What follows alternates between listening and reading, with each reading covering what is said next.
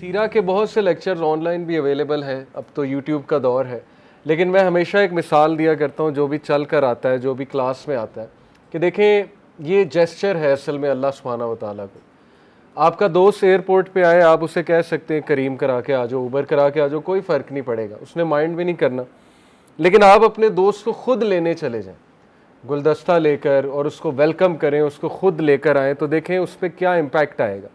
تو سیم ہم گھر بیٹھ کے سیرہ پڑھ سکتے ہیں، بک سے پڑھ سکتے ہیں، ہم یوٹیوب پہ لیکچر کھول کے، لیکن آپ نے اللہ کو یہ جیسچر دیا ہے کہ نہیں، میں چل کر آؤں گا اور میں کوشش کروں گا کہ سیرہ جا کر سیکھوں، the greatest man that ever lived, ان کی بایوگرافی پڑھوں، ان سے انسپریشن لوں، اسٹرینتھ پکڑوں۔ تو الحمدللہ یہ آپ خوش قسمت ہیں کہ آپ اللہ تعالیٰ نے اس کے لیے آپ کو چوز کیا ہے، اور یہ توفیق اللہ کی طرف سے ہے۔ اور ایسی صرف گیدرنگز میں آنے سے ایمان بڑھتا ہے، یقین کریں۔ مجھے میرا ٹائم یاد ہے، میں بھی جب کوئی کلاس اٹینڈ کرنے جایا کرتا تھا اسپیشل ٹائم نکال کے، ایک تو اس سے کانفیڈنس آتا ہے، دوسرا یہ کہ جب آپ ایسی محفل میں بیٹھتے ہیں تو یقین کریں کہ حدیث میں آتا ہے کہ ایسی محفلیں وہ اینجلز نے سراؤنڈ کی ہوتی ہیں، اینجلز وہاں اپنے پر جو ہے وہ ان کو پھیلا لیتے ہیں اور سراؤنڈ کر لیتے ہیں ایسی محفلوں کو۔ اب ظاہر ہے غیب کی دنیا کی خبریں ہیں، ہمیں نظر نہیں آ رہے اینجلز، لیکن میرا پورا ایمان ہے، بلیف ہے انشاءاللہ کہ جہاں اللہ رسول کا ذکر ہوتا ہے وہاں اینجلز ضرور موجود ہوتے ہیں۔ تو اس گیدرنگ کی اٹ سیلف ایک بلیسنگ ہوتی ہے، اور وہاں سے پازیٹیوٹی ملتی ہے، وہاں سے اسٹرینتھ ملتی ہے، کیونکہ ظاہر ہے اینجلز ہولی بینگز ہیں، ان کی ایک پریزنس ہے، تو انرجی ملتی ہے وہاں سے ایسی محفلوں سے۔ تو الحمدللہ آپ دیکھیں گے اس کا امپیکٹ اپنی لائف میں، دیکھیں گے کہ صرف چل کر آنا اور ایسی محفل میں آ کر بیٹھ جانا، اس سے آپ کو ایک انرجی بھی بڑی محسوس ہوگی۔ سو بارک اللہ اینڈ ویلکم۔ رسول اللہ صلی اللہ علیہ وسلم کی سیرت، اس سے پہلے کہ میں بات شروع کروں آج کے ٹاپک پہ کہ ٹاپک کیا ہے، میں چاہتا ہوں کہ آپ لوگوں سے بھی پوچھوں کہ آپ کی کیا ایکسپیکٹیشنز ہیں، آلریڈی کتنی سیرت آپ لوگوں نے پڑھی ہے اور کیا سیکھنے آئے ہیں۔ لیکن میں اپنا اگر آپ کو بتاؤں کہ مجھے جو چیز فیسینیٹ کرتی تھی پروفٹ صلی اللہ علیہ وسلم کے بارے میں، جب میں جی آئی کے میں اسٹوڈنٹ تھا، ویسے تو ہم نے اسلامیت میں بڑی بایوگرافی پڑھی، جو او لیول کے اسٹوڈنٹس یہاں بیٹھے ہیں، یا میٹرک میں بھی آئی گیس پڑھائی جاتی ہے، تو ہمیں باقاعدہ پورا ایک پورشن سیرہ کا پڑھایا جاتا تھا، تو پڑھا ہوا تھا، سمجھ بھی تھی۔ لیکن یہ کہ جو شوق مجھے پیدا ہوا وہ جب میں یونیورسٹی لائف میں تھا، اور جب میں یہ سوچتا تھا کہ ایک بات رسول اللہ صلی اللہ علیہ وسلم کی جس پہ ویسٹرنرز نے بھی بہت بات کی، ویسٹرن اورینٹلسٹ نے، ان کے کوٹس موجود ہیں، وہ بھی ابھی میں آپ کو سناتا ہوں، کہ ہاؤ کم ایک انسان جو اتنی مشکلات سے گھرا ہوا ہے اور جو طرح طرح کے سٹریس ظاہر آئے رسول اللہ صلی اللہ علیہ وسلم کو، لیکن اس کے باوجود وہ شخص ڈیلی اپنا بیسٹ ورژن کیسے جی رہا ہے ڈیلی، اور کس طرح وہ ڈرائیو کیا ہے، وہ کیا تھی رسول اللہ صلی اللہ علیہ وسلم کے پاس چیز کہ وہ ڈیلی اپنا بیسٹ ورژن کے ساتھ زندگی گزارے، فلی موٹیویٹڈ، انرجیٹک۔ صحابہ کہتے ہیں کہ رسول اللہ صلی اللہ علیہ وسلم کی چال 50 سال پلس رسول اللہ کی ایج جب تھی، تو صحابہ کہتے ہیں ہم ایون ان سے ینگ تھے لیکن وہ ہم سے آگے نکل جاتے، یعنی ان کی چال ایسی تھی کہ جوان آدمی بھی پیچھے رہ جاتا تھا۔ تو یہ اسی انسان کی چال ہو سکتی ہے جس کے پاس ڈرائیو ہے، جس کے پاس پیشن ہے، جس کے پاس زندگی کا اتنا کوئی اسٹرانگ فلسفہ ہے کہ اس کے لیے میٹر ہی نہیں کر رہا، جیسے سائیکالوجی میں اس کو سیلف ایکچولائزیشن کی سٹیج کہتے ہیں، ابراہم میسلو کا ہائرارکی آف نیڈز، اب تو خیر وہ چیلنج ہو گیا، لیکن خیر اس میں ایک سٹیج وہ بتاتے ہیں سیلف ایکچولائزیشن، جس کو خود ہی بھی کہا علامہ اقبال نے۔ سیلف ایکچولائزیشن وہ سٹیج ہوتی ہے کہ جب دنیاوی ٹینشنیں اور پریشانیاں آپ کے لیے کچھ بھی نہیں رہتی، میٹر ہی نہیں کرتی، اور آپ اتنے اسٹرانگ ہو جاتے ہو اور آپ اس لیول پہ پہنچ جاتے ہو کہ آپ کو کوئی بھی نہیں روک سکتا جو آپ کرنا چاہتے ہو۔ اور یہ سیلف ایکچولائزیشن ہمیں رسول اللہ صلی اللہ علیہ وسلم کے اس سینٹینس میں نظر آتی ہے، جب ابو طالب کو کہا کہ اپنے بھتیجے کو روکو، یہ تو ہمارا سارا سٹیٹس کو اور نظام خراب کر رہا ہے نعوذ باللہ، تو انہوں نے بات کی رسول اللہ صلی اللہ علیہ وسلم سے، تو اللہ کے نبی نے جواب دیا کہ او مائی انکل، اگر یہ سورج کو میرے رائٹ ہینڈ میں رکھیں اور چاند کو میرے لیفٹ ہینڈ میں رکھیں تو پھر بھی میں اس مشن سے نہیں رکوں گا۔ یہ ایسے شخص کے ہی الفاظ ہو سکتے ہیں کہ جس کو کسی کا ڈر نہیں ہے سوائے اللہ سبحانہ و تعالیٰ کے، اللہ رب العالمین کے، اور یہ کیسے اتنی اسٹرینتھ آ گئی، اس جملے کے پیچھے بہت اسٹرینتھ ہے، اگر آپ اس پہ سوچیں. ایک صحابی نے رسول اللہ صلی اللہ علیہ وسلم کو کہا کہ میں آپ سے بہت محبت کرتا ہوں. تو اللہ کے نبی صلی اللہ علیہ وسلم نے کہا کہ سچ کہہ رہے ہو؟ تو انہوں نے کہا میں سچ کہہ رہا ہوں. تو اللہ کے نبی صلی اللہ علیہ وسلم نے کہا کہ پھر مشکلات کے لیے تیار ہو جاؤ. یعنی ریئلسٹک محبت تھی ان کی. حضرت عمر صلی اللہ عنہ سے ایک بار رسول اللہ صلی اللہ علیہ وسلم کی گفتگو ہو رہی تو حضرت عمر نے کہا یا رسول اللہ میں آپ سے سب سے زیادہ محبت کرتا ہوں سوائے اپنے اور اپنی فیملی والوں کے. سچ بولا. اللہ کے نبی صلی اللہ علیہ وسلم نے کہا کہ عمر آپ تب تک کامل مومن نہیں ہو سکتے جب تک آپ اپنی فیملی اور اپنے آپ سے بھی مجھ سے زیادہ محبت نہیں کریں گے. حضرت عمر خاموش ہو گئے اور سوچ میں پڑ گئے اور سوچتے رہے یہاں تک کہ سوچ کر انہوں نے جواب دیا کہ اللہ کے نبی اب میں آپ سے اپنے سے زیادہ بھی محبت کرتا ہوں. تو ان کی محبت ایموشنل سے زیادہ انٹلیکچوئل تھی. یہ بہت فرق ہے. دیکھیں ایموشنل بالکل ہے, جذباتی محبت وہ بھی اس کی بھی بہت قدر ہے. ایک نان پریکٹسنگ بندہ ان دا سینس کہ جو اسٹرگل کر رہا ہے اسلام کو پیکٹ کرتے ہوئے, ہم سب اسٹرگل کرتے ہیں کسی نہ کسی شکل میں. وہ کہتا ہے کہ ہاں نماز پڑھنی چاہیے, مجھ سے نہیں پڑھی جا رہی, لیکن وہ مانتا ہے نماز. وہ بھی بہت محبت کرتا ہے رسول اللہ سے. ایک بہت ایسا شخص جو کہتا ہے میں بہت گناہوں میں مبتلا ہوں, وہ بھی محبت کرتا ہے. تو یہ تو جذباتی محبت تو ہے ہی, اور یہ تو اللہ نے ہر مسلمان کے دل میں رکھی ہوئی ہے, یقین کریں. لیکن یقین کریں اگر ہمیں انٹلیکچوئل محبت ہو جائے, ہمیں پتہ لگ جائے کہ وہ ہیں کون, اور مسلمان ان کی سیرت میں عمل کرنے لگ جائے, تو اس قوم کو کوئی نہیں ہرا سکتا. اور یہ پتہ ہے اچھی طرح گوروں کو, انہیں پتہ ہے کہ یہ قوم, پاکستانی قوم خصوصاً, گوروں کو یہ پتہ ہے کہ جس دن اس قوم کو انٹلیکچوئل محبت ہو گئی اور ان کو سمجھ آ گیا, اصل میں سمجھ آ گیا کہ رسول اللہ صلی اللہ علیہ وسلم کے طور طریقے کتنے پریشس ہیں اور ان پہ عمل کرنا چاہیے, تو یہ تو حاوی ہو جائیں گے, پوری دنیا پہ حاوی ہو جائیں گے. اور پوری دنیا پہ حاوی ہوئے ہم. 800 سال تو اسپین میں حاوی رہے اور پورا یورپ بھی فتح ہو رہا تھا, لیکن خیر وہ اللہ کو کچھ اور منظور تھا. آٹومنز کتنا حاوی رہے, برٹش پہ حاوی رہے. اس سے پہلے آپ دیکھ لیں بغداد میں عباسڈز اور پھر امیدز اس سائڈ پہ, اسپین کی سائڈ پہ. تو مسلمان بہت اوپر رہا ہے تھرو آؤٹ دا ہسٹری. یہ تو ابھی گوروں کو تو چند 100 سال ہوئے ہیں, برٹش کو کوئی 200-250 سال رفلی ہوئے ہیں, امریکنز کو آپ لگا لیں کوئی 150 سال کا غلبہ ہے, اب وہ ڈاؤن فال چل رہا ہے. تو تھرو آؤٹ دا ہسٹری آپ دیکھیں تو بہت مسلمانوں کا ایک کردار رہا ہے. سائنس کے میدان میں, تہذیب کے میدان میں, تہذیب کے پلرز کیا ہونے چاہیے مسلمانوں نے ڈیفائن کیے, تاریخ کے کیا رولز ہونے چاہیے تاریخ لکھے جانے کے, تاریخ کیا ہوتی, تاریخ سے کیا سبق لینا ہے, یہ مسلمانوں کی میراث ہے. اور میڈیسن میں, فزکس میں وجہ کیا تھی؟ دیکھیں یہی تو چیز انہیں پریشان کرتی ہے گوروں کو کہ دنیا میں ایسی مثال نہیں ملتی. دنیا میں رومن نے بھی بہت غلبہ پایا, گریکس نے بھی پایا, اس میں کوئی انکار نہیں ہے ہمیں, لیکن رومیوں کو ہزاروں سال لگے غلبہ پانے میں. پتہ آپ کو اس بات کا؟ تاریخ پڑھ لیں. مسلمان 80 سال میں 631 سی ای میں رسول اللہ صلی اللہ علیہ وسلم کی وفات ہوتی. بائی دا وے ہم اے ڈی کو سی ای کہتے ہیں. اے ڈی جو ہے نا, آپ نے اپنی بکس میں پڑھا ہوگا, پروفٹ صلی اللہ علیہ وسلم was born in 571 a D. A D ہوتا ہے اینو ڈومینی. اینو ڈومینی کا مطلب ہے ایئر آف دا لارڈ. یہ اصل میں کرسچنز کی اصطلاح ہے, ایئر آف دا لارڈ. ہم تو لارڈ نہیں مانتے جیزس کرائسٹ کو, تو ہم سی ای کہتے ہیں, کرسچن ایرا. اینی وے 631 سی ای میں رسول اللہ صلی اللہ علیہ وسلم جو ہے وہ پردہ فرما جاتے ہیں, اور 712 سی ای میں مسلمان کہاں پہنچ جاتے ہیں؟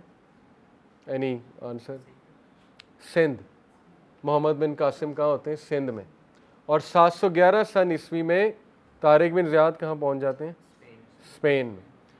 اور سینٹرل ایشیا پورا مسلمانوں کے پاس, ناردرن افریقہ سارا مسلمانوں کے پاس, موروکو, الجیریا, اوپر اسپین ہے, ناردرن افریقہ کے اوپر اسپین شروع ہو جاتا ہے.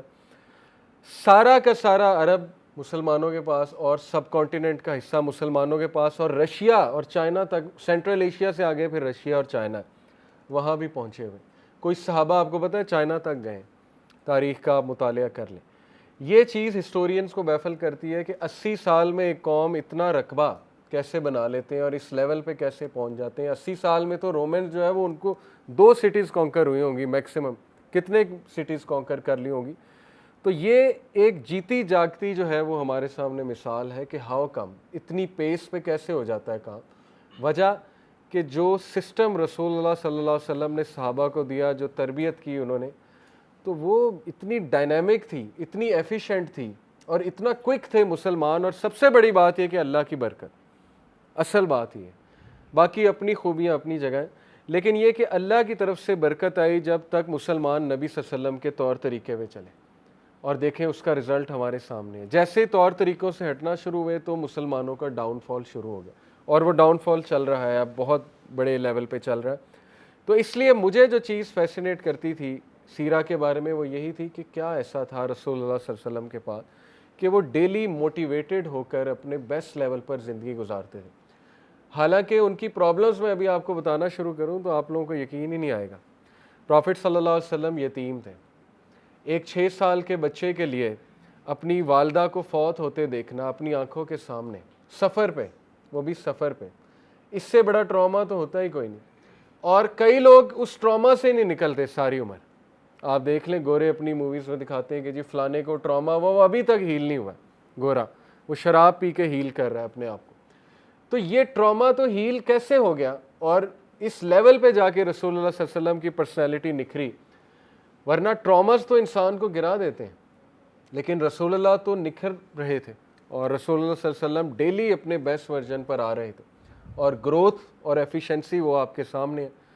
پھر رسول اللہ صلی اللہ علیہ وسلم آپ دیکھیں کہ اپنے ہی لوگوں نے, اپنے رشتہ داروں نے ہی جو ہے وہ بیک سٹیبنگ بھی کی, نکالا بھی, بہت کچھ کہا, دل توڑنے والی باتیں کہیں, مجنون کہا, نعوذ باللہ, پاگل کہا, شاعر کہا, کاہن کہا, کیا لیبل نہیں تھا جو رسول اللہ صلی اللہ علیہ وسلم کو نہیں کہا گیا. ہاؤ کم کہ وہ اتنا بڑا ان کا کریج تھا, جگرا تھا کہ نہ صرف انہوں نے فارگیو کیا بلکہ ان کو گلے بھی لگایا اور دعوت بھی دیتے رہے. وہ کیا اسٹرینتھ تھی ان کے اندر. اور پھر دیکھیں انہیں نکال دیا گیا, نکال دیا یا کہہ لیں کہ بس انہوں نے اتنی زیادتی کی کہ شیب ابی طالب کا واقعہ ہمارے سامنے موجود ہے, بنو ہاشم کا بوائے-کاٹ. اور یہ چھوٹی بات نہیں ہوتی ہے کہ آپ کا بوائے-کاٹ کیا جائے اور آپ ایک یہ پریشر بھی لیں کہ میرے فیملی والوں کا کیا بنے گا. انہوں نے یہ پریشر بھی ڈالا کہ ہم اس کی فیملی کا بوائے-کاٹ کرتے ہیں, تجارت روکتے ہیں تو شاید یہ رک جائیں.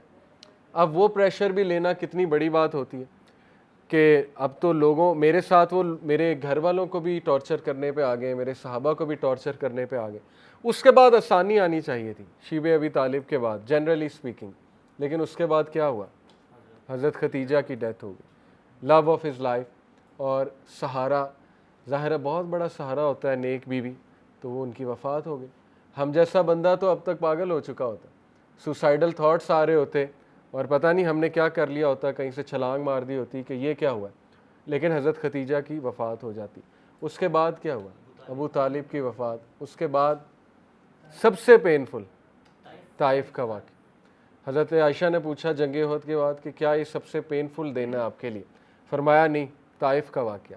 اور طائف میں خود گیا ہوں, اس کی گلیوں سے ابھی تک ایک سیڈنس اور ایک غم ٹپک رہا ہے. وہاں جہاں ہمارے رسول اللہ صلی اللہ علیہ وسلم کو پتھراؤ کیا گیا, وہ ایک عجیب سی غم زدہ سی جگہ ہے. تو یہ اس کے بعد کیسے آپ امیجن کر سکتے ہیں کہ سم ون میں اسٹینڈ اپ. طائف کے بعد ہسٹورین لکھتے ہیں کہ کوئی اور ہوتا تو وہ یہاں پہ گیو اپ کر جاتا, رسول اللہ صلی اللہ علیہ وسلم کے علاوہ کوئی اور ہوتا. اللہ کے نبی صلی اللہ علیہ وسلم درخت کے نیچے بیٹھے, روئے, اللہ سے التجا کی, اللہ کے آگے اپنا غم ہلکا کیا. وہ دعا سننے والی ہے, کبھی آپ وہ دعا سرچ کر لیں. طائف کے بعد جو دعا انہوں نے کی کہ اللہ آپ نے مجھے ان کے حال پر چھوڑ دیا, پوری شکایت کی لیکن ان اے ویری سنسیئر سینس اللہ تعالیٰ سے, جو ظاہر ہے انہوں نے بیان کیا اپنا غم کہ اللہ کیا آپ مجھے چھوڑ دیں گے, ان لوگوں کے حوالے کر دیں گے, میرے دشمنوں کے حوالے کر دیں گے. اتنے دل کھول کے اللہ سے بات کی انہوں نے. اور دیکھیں پھر اللہ تعالیٰ نے کیا مدد بھیجی, فرشتہ آیا, اس نے کہا کہ میں ابھی حکم دیں, میں ان کو 2 پہاڑوں والا فرشتہ ابھی جو ہے کچل دیتا ہوں. لیکن رسول اللہ صلی اللہ علیہ وسلم کا آپ جگرا دیکھیں کہ اس ٹائم پہ کہا کہ نہیں, ان کی قوم میں سے, ان کے بچوں میں سے ہدایت یافتہ لوگ آئیں گے. اور ایسا ہی ہوا, بہت سے اسکالرز طائف کے علاقے سے نکلے. اس کے بعد تو کوئی امیجن ہی نہیں کر سکتا کہ وہ کھڑا ہو جائے گا. لیکن اللہ کے نبی صلی اللہ علیہ وسلم کھڑے ہوئے اور انہوں نے اپنے ایک اور طریقہ اختیار کیا, مدینہ ہجرت کی جائے, اور مدینہ جا کر پھر پورا ایک انہوں نے اسلامی معاشرہ قائم کیا. تو اس لیے بیٹیوں کی طلاقیں دیکھیں اللہ کے نبی صلی اللہ علیہ وسلم نے. ابو لہب نے دونوں بیٹیوں کی طلاقیں کروا دی. تو باپ کے لیے تو یہی ایک کمر توڑ غم ہوتا ہے کہ بیٹیوں کو طلاق ہو گئی. پھر مدینہ جا کر بھی جو ہے وہ یہودیوں نے کبھی مشرکیوں نے سکھ کا سانس نہیں لینے دیا، ان دا سینس کہ تنگ کیے رکھا. اور آپ دیکھیں کہ ہر طرح کی سازش کی، ان کو پروپیگنڈا کیا، میلائن کرنے کی کوشش کی. رسول اللہ صلی اللہ علیہ وسلم کو ایون نعوذ باللہ قتل کرنے کی کوشش کی. جو کعب بن اشرف تھا، بہت بڑا ایک وہ یہودی سازش والا بندہ، اس نے تو ایون رسول اللہ صلی اللہ علیہ وسلم کے خلاف پورا پلان بنایا کہ کسی طرح انہیں نعوذ باللہ صفحہ ہستی سے مٹا دیا جائے. اور ایٹ دی اینڈ رسول اللہ ہی کنگ بن گئے. فتح مکہ ہوئی اور وہاں آ کر رسول اللہ صلی اللہ علیہ وسلم کے سامنے وہی لوگ آئے جنہوں نے پتھراؤ کیا تھا، تنگ کیا تھا، اجڑی پھینکا کرتے تھے، کیا کیا کرتے تھے. تو یہ سیرہ ایک لیونگ میریکل ہے. آپ کو دنیا میں کسی شخص کی ایسی بایوگرافی نہیں ملے گی اور آپ حیران ہو جائیں گے یہ ہوا کیسے. آپ دیکھیں سب سے جو میریکولس بات ہے وہ یہ کہ وہ امی تھے. امی کو ہم کہتے ہیں ان لیٹرڈ، الٹریٹ جو ہے وہ ایک ڈیروگیٹری ورڈ ہے. ہمارے نبی الٹریٹ کہیں سے نہیں تھے، بلکہ ہمارے نبی بہت حکمت والے، بہت وائز، کیونکہ وہ بہت زیادہ سولیٹیوڈ پسند کیا کرتے تھے. یہ بھی علم کی ایک شاخ ہے نا کہ بندہ سولیٹیوڈ میں جائے اور غور و فکر کرے. غور و فکر بھی علم ہی ہے اور حکمت ہے. تو وہ ان لیٹرڈ تھے، انہیں لکھنا اور پڑھنا نہیں آتا تھا. ایک ان لیٹرڈ انسان کس طرح سے ایسے ایڈمنسٹریٹرز کریٹ کر دیتا ہے جو دنیا کو ایڈمنسٹریشن اور پبلک ایڈمنسٹریشن کے رولز دیں گے. سارا کا سارا جو ماڈرن سائنس اور یہ سارے جو اصول آ رہے ہیں یہ عرب سے آ رہے ہیں. اگر آپ تھوڑی سی ریسرچ کریں گے، اسپین میں ٹولیڈو ایک سٹی تھی. عبد الرحمن III ایک بہت پاورفل کیلف تھا امیدز کا. ٹولیڈو سٹی میں ٹرانسلیشن سینٹرز تھے، لائبریریز تھیں. آکسفورڈ یونیورسٹی کے لوگ ٹولیڈو آتے تھے. آکسفورڈ تب نئی نئی بنی تھی اور کوئی اس کی اتنی حیثیت نہیں تھی. یو کے سے لوگ آتے تھے اور وہاں سے بکس ٹرانسلیٹ کرا کے لے جاتے تھے. عربیوں نے کیا کیا، گریکس کی کچھ بکس ٹرانسلیٹ کی اور ظاہر ہے کہ پھر گوروں نے ہم سے عربک بکس ٹرانسلیٹ کر کے انگلش میں ٹرانسلیٹ کر کے لے کے گئے. تو سارا کا سارا جو ویسٹ میں رینیسنس اور انلائٹنمنٹ جسے وہ کہتے ہیں، جس پہ بڑا پراؤڈ ہے.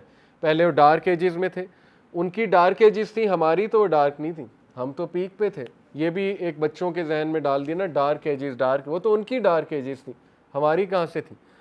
تو لہٰذا ان کے رینیسنس اور ان کے انلائٹنمنٹ میں مسلمانوں کا اتنا بڑا کردار ہے کہ جس کا انہیں شکریہ ادا کرنا چاہیے. لیکن اس کے شکریہ کے برعکس جو سلوک ہے ان کا ہسٹری میں وہ آپ کے سامنے ہے. انٹلیکچوئل ڈس آنیسٹی ہے. ہمارے بچوں کو ابن سینا بتانے کے بجائے ایویسینا بتا رہے کہ گریک لگے اور وہ گورا لگے ایویسینا، حالانکہ ان کا نام ابن سینا تھا. ابن رشد کو ایویروس کہہ دیا. ٹھیک ہے، آپ نے اپنے وہ گریک اس کے مطابق ٹرانسلیٹ کر دی، لیکن یہ کہ صحیح نام بھی تو بتائیں نا. دیور عربس. ابن سینا آلدو ایرانی تھے، لیکن ابن سینا کی کلاس میں یورپینز چھپ کر آتے تھے کیونکہ ان کے پادری اس وقت انہیں قتل کیا کرتے تھے. جو بھی سائنس پڑھتا تھا اسے پادری جلا دیا کرتے تھے، وچ کہہ کے، ڈیمن کہہ کے کہ یہ بندہ اس کو پوزیس کر لیا کسی نے. یعنی اس لیول پہ ان کی وہ تھی، آپ کہہ لیں کہ بیکورڈنس تھی. تو چھپ کر، شپ میں چھپ کر آیا کرتے تھے کلاس پڑھنے. یہ اصل میں ہمارا بیک گراؤنڈ تھا. اور مسلمانوں نے وہ رولز دیے اور وہ ٹارچ جلائی سویلائزیشن کی، تہذیب کی، جس سے گوروں نے بہت فائدہ اٹھایا. اینی یہ ساری باتیں بتانے کا مقصد یہ ہے کہ all of this was enabled by the teachings of رسول اللہ صلی اللہ علیہ وسلم. اور رسول اللہ صلی اللہ علیہ وسلم کی ٹیچنگز نے عربس کو ایک دن میں ایسا شفٹ کیا، ایسا چینج کیا. پروفیسر پی کے ہٹی ایک ہسٹورین ہے، وہ لکھتے ہیں کہ رسول اللہ صلی اللہ علیہ وسلم، پروفٹ محمد صلی اللہ علیہ وسلم نے عربس کا 24 گھنٹہ چینج کر دیا، 24 آور چینج کر دیا. ان کا اٹھنے کا طریقہ، ان کا کھانے کا طریقہ، ان کا صفائی کا نظام، ان کی سوچ. ایسا ایجوکیشن سسٹم دیا جو 3 اس پہ مبنی تھا. دیکھیں بیسٹ ایجوکیشن سسٹم ہوتا ہے جو نمبر 1 آپ کے فزیکل ایجوکیشن کا خیال رکھے، ہائیجین کا، آپ کے فزیکل ایٹریبیوٹس کا. نمبر 2 آپ کے مینٹل ایجوکیشن، یعنی وہ ایسا ایجوکیشن سسٹم ہے جو آپ کے مائنڈ کو گرو کرے، آپ کو گروتھ مائنڈ سیٹ والا بنائے، آپ کو پازیٹیو مائنڈ سیٹ والا بنائے، آپ کو لک فارورڈ کرنے والا بنائے, آپ کو مینٹلی اسٹرانگ کرے وہ ایجوکیشن سسٹم. آپ کے مائنڈ کی جو بیماریاں سچ ایز تعصب ایک مینٹل ڈیزیز ہے کہ کسی کو کمتر سمجھنا ظاہر ہے, اور اب قومیت یعنی قوم پرستی کہ اپنے آپ کو بہت بڑی بلا سمجھنا اور دوسرے کو چھوٹا سمجھنا, ریسزم ایک مینٹل جو ہے وہ النس ہے. یہ ساری چیزیں وہ کیٹر کرے. اور تیسرا اسپرچول سائڈ بھی کیٹر کی. تو ایسا نظام دنیا میں دیکھنے کو نہیں ملتا جو اتنا آل کمپریہنسو ہے کہ جو فزیکل ایجوکیشن بھی ہے, مینٹل ایجوکیشن بھی اور اسپرچول ایجوکیشن بھی. فزیکل ایجوکیشن کو ہی اگر آپ لے لیں تو ہم کبھی بھی رسول اللہ کا احسان نہیں چکا سکتے کہ انہوں نے ہمیں طہارت کا, اگر آپ صرف طہارت کا چیپٹر پڑھ لیں تو مسلمان اتنے لکی ہیں, اتنی بیماریوں سے بچے ہوئے ہیں. ہمارے ہاں جو ظاہرہ پورا وہ بچہ ہوتا ہے اس کو جو ہے وہ سرکمسائز کیا جاتا ہے, وہ کتنی بڑی نعمت ہے. کبھی میڈیکل آپ ڈاکٹر سے پوچھیں سرکمسیشن جو ہے کتنی بینیفیشل ہے. پھر یہ کہ پراپر طہارت سکھائی ہمیں کہ کس طرح غسل خانے میں جانا ہے. یہودی تو اس کا مذاق اڑاتے تھے نا کہ اچھا تمہارے نبی نے تمہیں یہی تک سکھایا ہے کہ تم باتھ روم کس طرح جاؤ گے, تو صحابہ نے کہا یہ بھی سکھایا ہے. تو اس پر ہم پراؤڈ ہیں, بالکل سکھایا ہے, اور اس وجہ سے ہم کتنی ڈیزیزز سے بچے ہوئے. ہمیں آداب سکھائے, ہمیں حلال اور حرام بتایا. اس سے بڑی اور کیا بات ہے کہ تمہارے لیے یہ چیز بینیفیشل ہے. صحابہ کہتے ہیں کہ کوئی پرندہ بھی نہیں اڑتا تھا لیکن رسول اللہ نے ہمیں بتایا ہوا تھا حلال ہے کہ حرام. یعنی اتنا ڈیوائن نالج آپ لوگوں کو دے دیا, ہم لوگوں کو دے دیا کہ ہمیں ضرورت ہی کوئی نہیں ریسرچ کی. ہر چیز ریسرچ کر کے وہ اللہ تعالیٰ نے پلیٹ میں رکھ کے جیسے منو سلوا ہے کہ یہ لو, یہ نظام ہے, اس کو فالو کرو. گورے ریورس انجینئرنگ میں لگے ہوئے اور ہم ان سے متاثر. یقین کریں وہ ہم سے 1000 سال کیا ہزاروں سال پیچھے ہیں. آپ جس کنکلوژن پہ پہنچ چکے ہیں نا وہ ابھی پہنچ رہے ہیں. ابھی وہ ایکسپیریمنٹیشن کر رہے ہیں, کبھی فیمنزم لے آتے ہیں, کبھی جو ہے وہ مارکسزم آ جاتا ہے, کبھی جو ہے لبرلزم کی کوئی ایک شاخ نکلنے لگ جاتی ہے. اب وہاں جینڈر آئیڈینٹی ڈیبیٹس چل رہی ہیں کہ آپ کا جینڈر جو ہے وہ کیا ہے. تو وہ ساری ایکسپیریمنٹیشن ہے. پازیٹیو سائیکالوجی اب جا کر انہیں ملی, اس میں وہ ریسرچ چل رہی ہے زندگی کا بیسٹ طریقہ کیا ہے, نظام حیات. پرسنالٹی سائیکالوجی میں 16 قسم کی پرسنالٹیز انہوں نے ڈیفائن کی اور بتایا جی کہ ان سب کا نچوڑ وہ ایک گرینڈ پرسنالٹی تھیوری ان کی ہے جی کہ یہ گرینڈ پرسنالٹی تھیوری آپ پڑھ لیں تو آپ کامیاب ہیں. تو وہ رسول اللہ صلی اللہ علیہ وسلم جو ہے اس گرینڈ پرسنالٹی تھیوری سے کئی زیادہ گنا رسول اللہ صلی اللہ علیہ وسلم کی پرسنالٹی آپ کو نظر آئے گی. تو وہ اب ریسرچ کر کے بتا رہے ہیں. تو وہ میں سمجھتا ہوں ایک ریورس انجینئرنگ ہے کہ ٹھیک ہے یا تم 100 سال 200 سال ریسرچ کر کے وہاں پہنچ جاؤ, ڈائٹری لاز نکال لو اور کانسٹیٹیوشنل لاز اور فیملی لاز, انہیریٹنس لاز نکال لو, یا تم جو ہے وہ اس بات پہ یقین کر لو کہ اللہ کے نبی سچے نبی تھے اور ان پر وحی آتی تھی. جیسے ابو بکر صدیق نے کہا تھا ابو جہل کو کہ میں بالکل, اگر تو محمد صلی اللہ علیہ وسلم نے کہا ہے کہ وہ سفر کر کے آئے ایک رات میں مسجد اقصیٰ کا تو میں مانوں گا, کیونکہ ہم تو اس سے بھی بڑی بات مانتے ہیں اور وہ یہ ہے کہ 7ویں آسمان سے فرشتہ آتا ہے اور ان پر وحی لے کر آتا ہے. ہم تو اس بات کو ماننے والے ہیں. اور یقین کریں کہ ایتھیسٹ ہمارے ہاں, اللہ معاف کرے, آج کل ایکس مسلمز کے کچھ چینلز بنے, ہمارے بچوں کے دماغ خراب کر رہے ہیں, وہ ڈاؤٹس ڈال رہے ہیں اللہ کے بارے میں, اللہ کی ایگزسٹنس کے بارے میں. ایک علامہ اقبال کا ایک کوٹ کافی ہے, شعر نہیں ہے وہ ان کا کوٹ ہے, اور اس کوٹ نے ایک مسلمان atheist professor, new York city میں ایک مسلمان ایتھیسٹ پروفیسر ہے, اس نے کہا کہ اس ایک جملے نے مجھے دوبارہ مسلمان کر دیا, میں کنفیوز تھا. وہ ایک جملہ یہ ہے, you can deny Allah, you can deny God, but how can you deny prophet Muhammad صلی اللہ علیہ وسلم. اگر آپ اس پہ غور کریں یہ ایک جملہ کافی ہے. اور یہ میں نے اپروچ اپنے ایک دوست میں بھی لگائی تھی. وہ یو کے گیا, تھوڑا سا متاثر ہو گیا تھیوریز وغیرہ سے, ادھر جا کے اس نے خدا کا انکار اور سب کچھ باتیں کرنے لگ گیا, ایتھیسٹ بن گیا. تو وہ مجھ سے جب ملا, ملاقات کی, میں نے کہا اچھا چلو اللہ, اس نے کہا نہیں اللہ کا پروف نہیں. میں نے کہا ٹھیک ہو گیا. کیا کوئی انسان آیا تھا تاریخ میں جس کا نام محمد تھا صلی اللہ علیہ وسلم, اس کا امپیریکل ایویڈنس موجود ہے؟ اس نے کہا ہاں. میں نے کہا کہاں ہے؟ کہتا وہ تو ان کی تو قبر ہے. اب ظاہر ہے قبر میں جسم ہے تو وہ تو امپیریکل ایویڈنس آپ کے سامنے موجود ہے کہ یہ شخص تھے, اور ہسٹورینز مان رہے ہیں یہ تھے, ان کی قبر مبارک وہاں موجود ہے. تو اس نے کہا ہاں وہ تو تھے. اب اس کا چہرہ دیکھنے والا ہے جب میں نے اس سے سوال کیا کہ آپ یہ ثابت کر دو کہ انہوں نے جھوٹ بولا, اور آ جا کے ان کے پاس یہی جواب ہوتا ہے جو بہت ہی پکے ایتھیسٹ ہوتے ہیں کہ جی ہاں وہ تھے لیکن وہ بہت بڑے ریفارمر تھے, وہ بہت جینیس تھے. آپ کو پتہ نا اورینٹلسٹ جو ہے وہ جب انہیں کوئی بہانہ نہیں ملتا کہ ہاؤ کم یہ شخص ایسی ایسی چیزیں کر گیا یا ایسے ایسے بات بتا گیا, تو وہ آ جا کے یہ کہتے ہیں ہی واز اے جینیس, اور وہ اپنی جینیس کی وجہ سے سارا نظام. تو ہمارا ان سے کاؤنٹر سوال یہ ہوتا ہے کہ وہ تو امی تھے.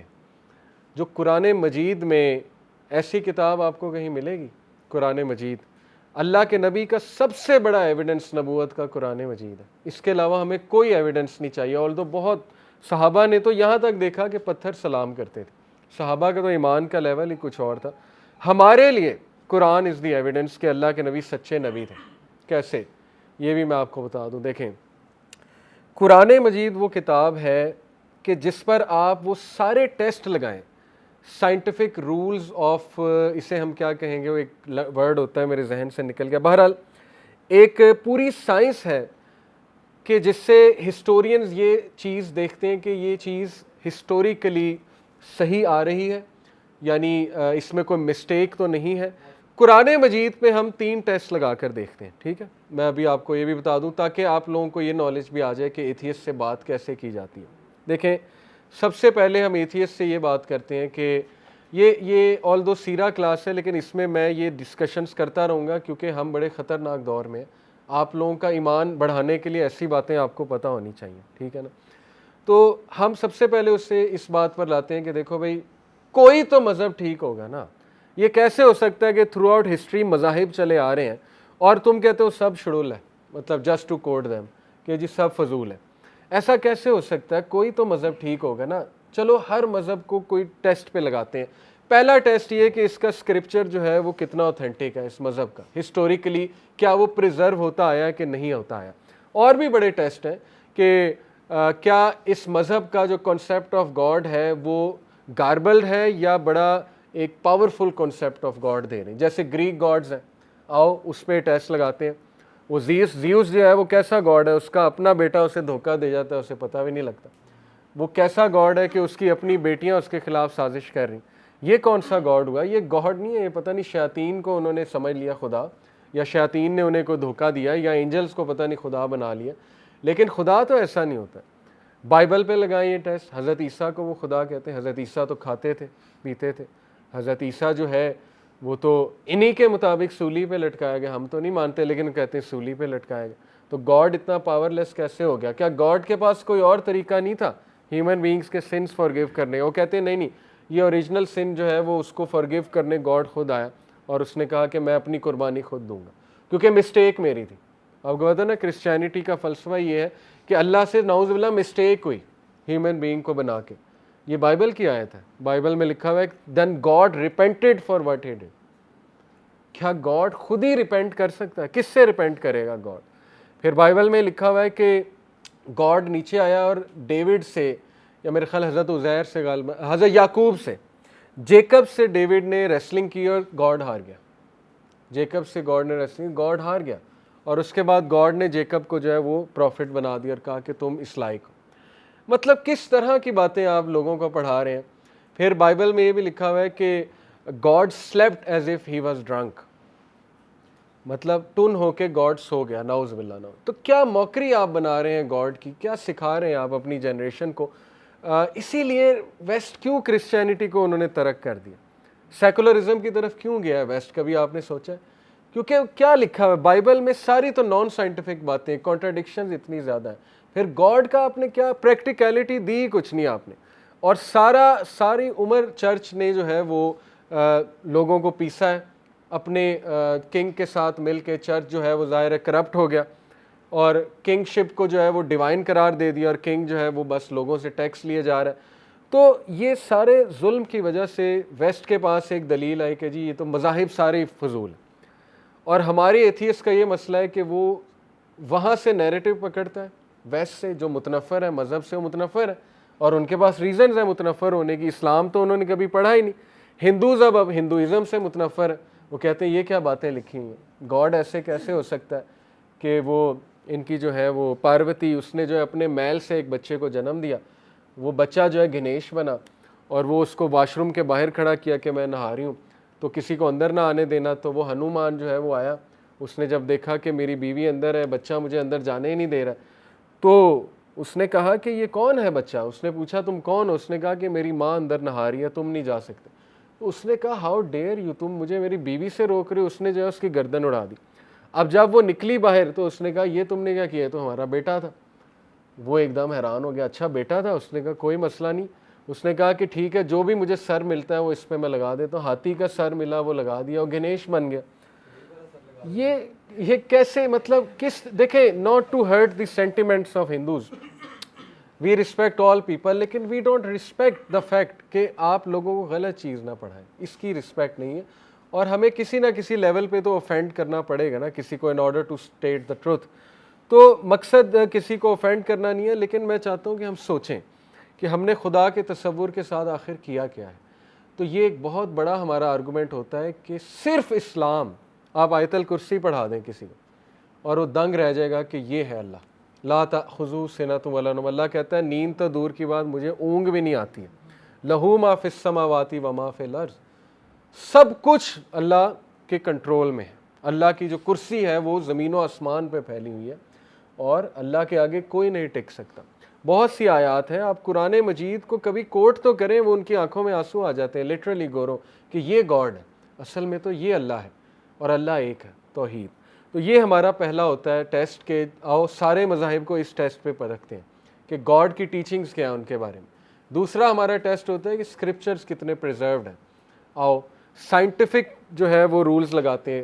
آپ اسلام کے پرانے صحیفے لائیں, سب سے پرانے 13 صدی پرانے, جو ٹرکی کے میوزیم میں, آپ ان پہ ریڈیو کا جو ہے وہ کریں, کیا کہتے ہیں اسے, کاربن ڈیٹنگ کریں, اور آپ کو ثبوت ملے گا. بلکہ وہ لنڈن کی یونیورسٹی نے ثابت کیا ہے, ایک وہ پروفیسر ہے, اس کا نام میرے ذہن سے نکل گیا, اس نے ثابت کیا کہ یہ واقعی 13 صدی پرانے, اور اس نے ثابت کیا کہ یہ واقعی ہی پریزرو ہوا ہے through out history.